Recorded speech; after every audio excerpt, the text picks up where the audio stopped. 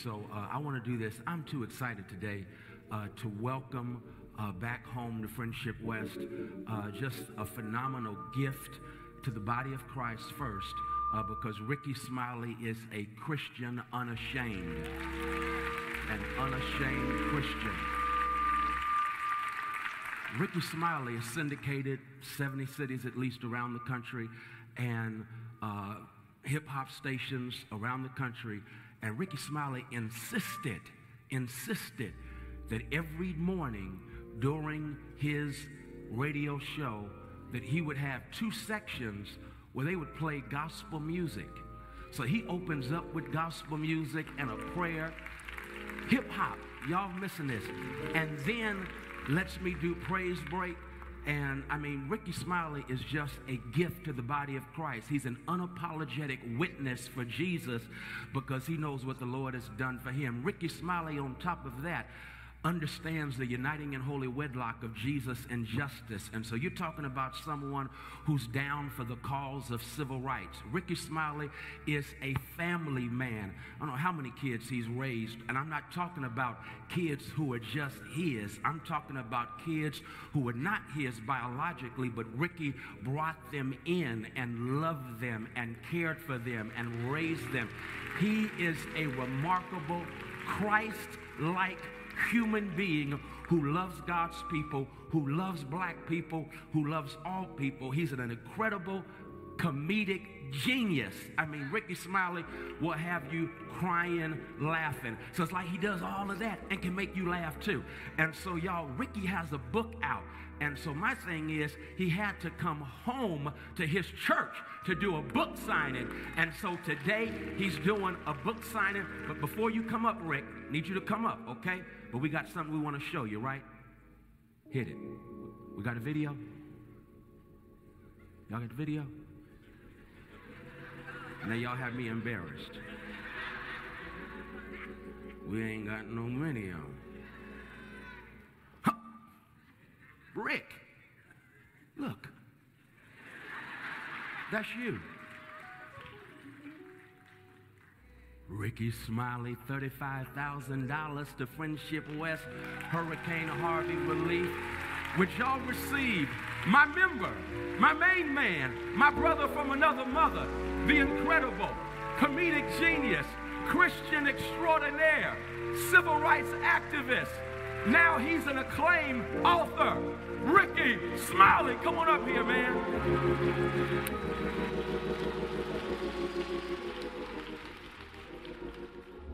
First, giving honor to God.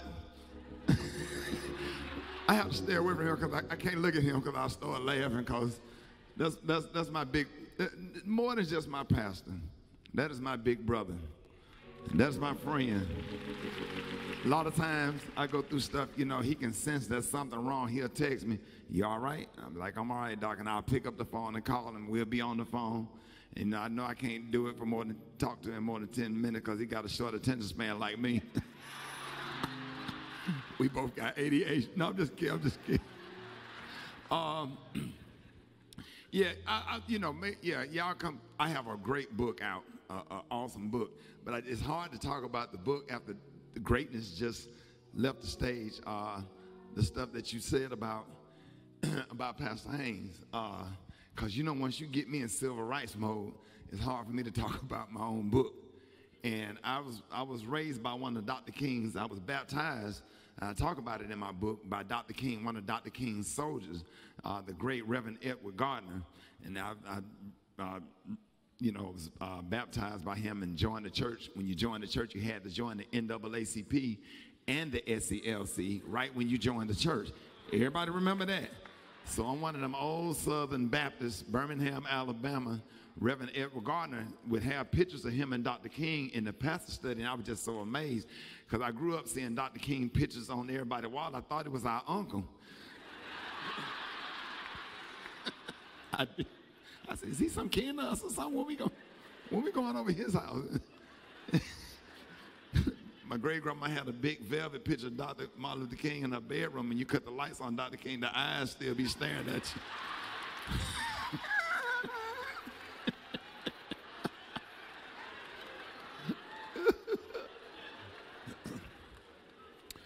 And make sure y'all come get my book.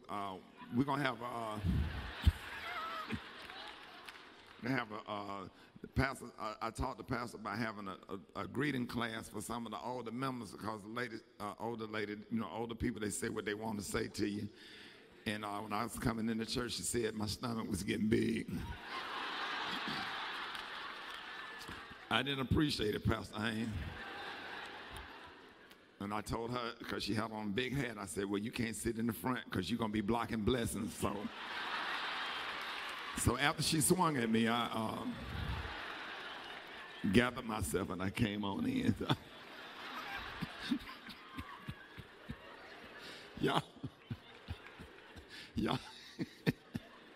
Y'all make sure.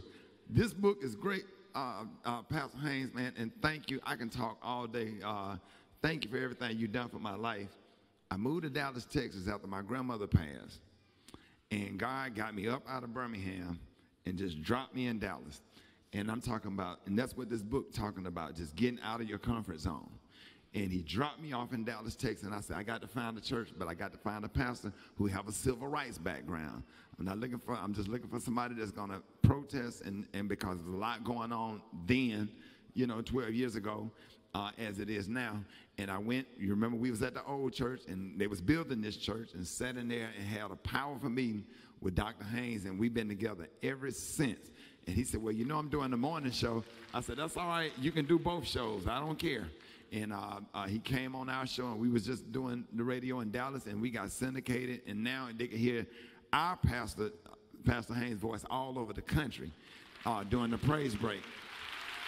And so I just want to say thank you for everything that you've done. And I'm going to tell you something about, and I'm going to be quiet after this. This thing that you're doing at Texas Stadium, it take guts. When you sit in a stadium, it is the most uncomfortable feeling. I go to Alabama games. I'm a big Alabama fan. And I'm telling you, Roll Tide, but when that national anthem come on, and you surrounded by white people, 115,000 white people, when you on the sideline at your nephew game, and that national anthem comes in, when I put my hand on that shoulder pad to Alabama State and I balled my fist up, every single camera, and my stomach was shaking, my knees were shaking. I was scared. I didn't know what was going to happen. I didn't know what kind of attack I was going to be on. I didn't know what endorsement I was going to lose, but I had to do it. And people like, sir, you are absolutely right. You are absolutely right. And I hope when I become your age of God, let me live to see it, that I will continue to think your thoughts, because racism is big in this country, and it's real. And people have died just so we can have what we have. So we have to continue Dr. King's legacy. Rosa Parks sat, Dr. King kneeled, Medgar Evers, Malcolm X, Fannie Lou Hamer. I can go on and on. For the people, it brings tears to my eyes, because people have died just where we could go to Walmart, just where we can get to do some of the simple things, have given up their lives. So this is real. And I take civil rights. You know me because we talk about it. I take it serious. And you're right, Papa John's pizza is nasty. It ain't nothing but cheese, candy, and spaghetti sauce. Buy my book.